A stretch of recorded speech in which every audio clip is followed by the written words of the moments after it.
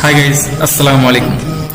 আজ supreme court থেকে জি কর মেডিকেল কলেজে ঘটে যাওয়া ঘটনার আগে এবং পরে সমস্ত ত্রুটিগুলির বিষয়ে ভালো করে পরীক্ষা করার নির্দেশ দিয়েছেন, যাতে এই ঘটনার তদন্তটি অন্যদিকে না ঘুরিয়ে দেওয়া হয় এবং কেসটা এমনি এমনি না চাপা পড়ে যায়। আর এই বিষয়ে বলেছেন জি.বি. বেওয়ালা, যিনি সুপ্রিম কোর্টের 3 জন জজের মধ্যে একজন।